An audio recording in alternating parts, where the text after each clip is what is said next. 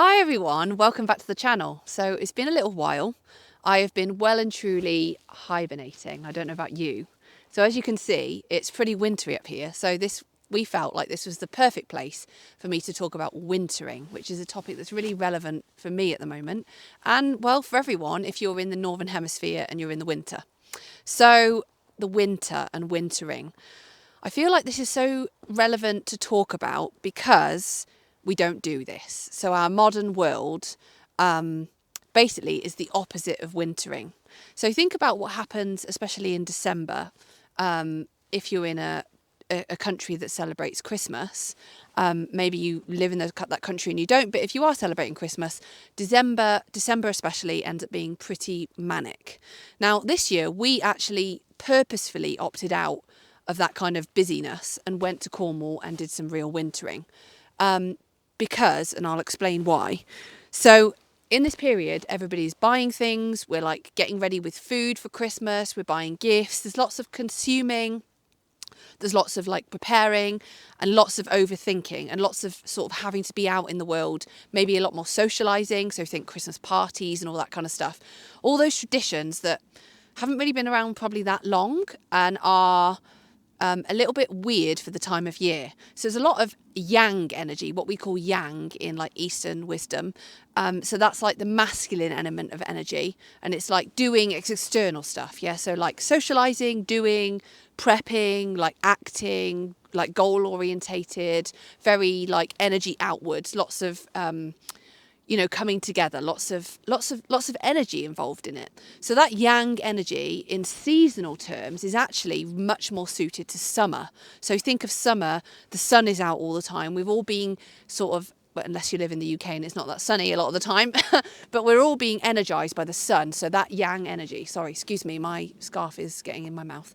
That yang energy is coming is around everywhere. It's in the season, it's in the plants, everybody's growing, everything's growing, everything's energetic, everything's blooming. So we can see that season would be really suited to that energy. But winter, however, is the actual polar opposite of that. So winter is much more associated with yin energy. So yin energy is slow, it's intentional, it's like hibernating. It's not necessarily hibernating, but when you team it with winter, it's very much about resting. Resting being like the big word in this yin energy. Like rest, like pausing, silence, stillness. You get the picture. So you can see how Christmas and December and the kind of hype that just goes crazy is the opposite to the seasonal energy available. Now, you might think, well, what on earth has that got to do with us? Because it's Christmas, right? We're all doing that. That's normal. But it really isn't normal. And we have really forgotten that we are actually part of nature. So all of this you can see around. The trees have lost their leaves, there's nothing growing, there's nothing doing. Even the animals that are outside, like the sheep, are very slow. They're not really grazing much. So everything is just sort of inward. And actually, we're the same. Yeah, we're part of that. And December and January and February particularly are times that really we should be going inward. We are affected by the cold. We are affected by the lack of sun. We are affected by different foods. Think about the foods that are available at this time of year, much more heavy, like squashes and potatoes, all of those root vegetables. So all of the things around us are telling us, like, slow down, rest, like just be in. You want to be warm, yeah? You're not going to be outside all the time because you'd freeze. So it does really go against nature as nature for us to be running around and doing the opposite of wintering. So some of the things you can do about this and what wintering is. So wintering is actually embracing that. So it's actively knowing that you are part of nature. And if we don't take this time during winter to actually go inward, like all of the rest of nature are, think of all the animals hibernating, all the trees and everything, they draw their energy into their roots. So if we don't do that, if we don't draw our energy back in, if we're still expending it outside, then it means when it comes to spring and summer and we all feel like we want to do everything, think about the real like active energy in spring and summer. It's like, right, we're going to go to the beach and we're going outside and we're going to the park and we're all doing things outside. If we haven't had like a time of cocooning, then where is that energy coming from? Like we really have, that's a real thing. Like burnout is predominantly led by the fact that you don't rest in life, but particularly in the times of life that we're meant to. So in this winter time, if we're not resting, we're not conserving our energy, then it means that when we come to bloom and the time when we really are encouraged to be outside and all of everything around us is showing us that, then we're out of energy. Yeah, we haven't got ready for that. And we're also not able to be at our best. So like if a seed was trying to grow now, then it's going to have used a lot of its energy to try and grow against nature, right? So it's trying to grow in the cold. There's no like nutrients for it. There's no sunshine. So you can see how if it then got to spring and summer, it's probably going to be dead because it's used up all its energy.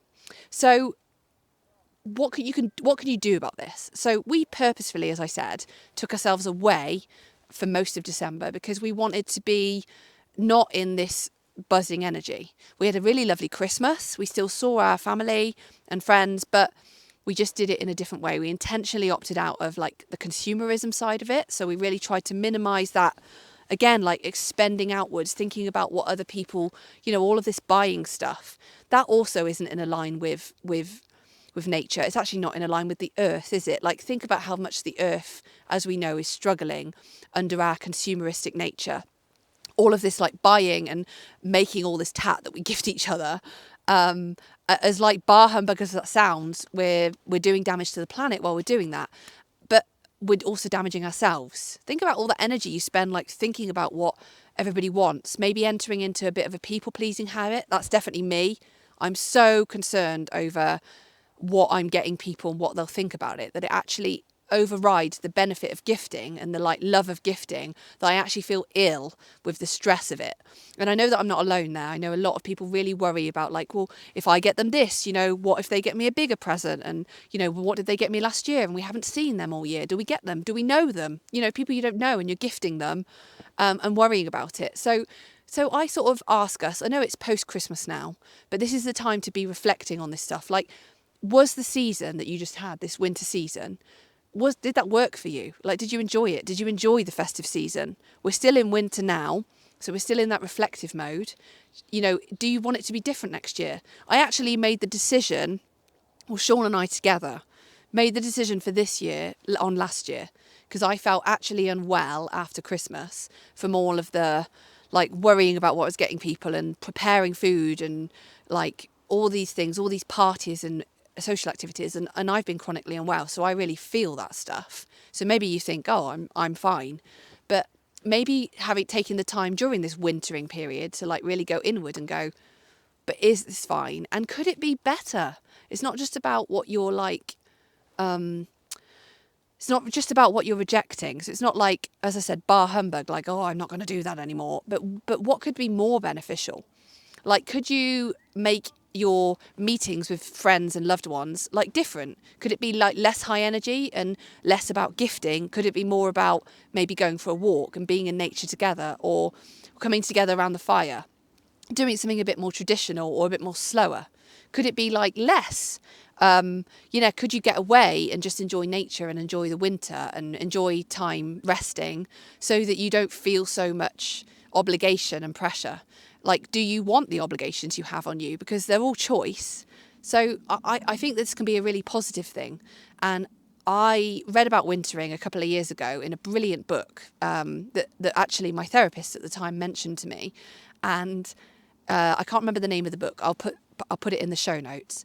But the book was brilliant. Like, read it. It's about a woman's journey into wintering, and wintering not just being for winter. Like, wintering, the term wintering means like a time when we might go inward and we might need to slow down, like an illness, right? So I've got firsthand a lot of experience with wintering and it being this sort of active going inward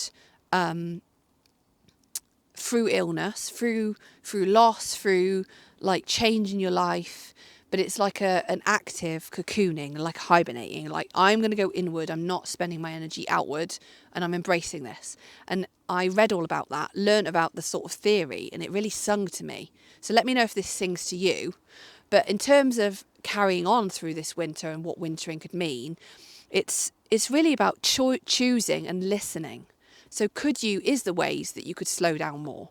Like, do you do exercise at the moment, exercise classes that don't like resonate with you in the winter? Like, we could all be slowing down, so that can be activities as well. Could you instead just get out for a winter walk so that you can really feel how slow everything is, how quiet nature is, you know, how the stillness and not the need to be like buzzing. It's a really different energy. And I think that the problem is we've just become the yang in the world. Everything is about masculine. And I don't mean about men, but that like masculine doing energy, like driving and goals and hustle culture that's become so glorified and romanticized that it's like we're all just constantly on the go. And so I feel like this wintering really gives us an opportunity, a beautiful invitation to be like, you know what, that isn't nature, that is against my body. I am nature. It's against everything we inherently know to just continuously go.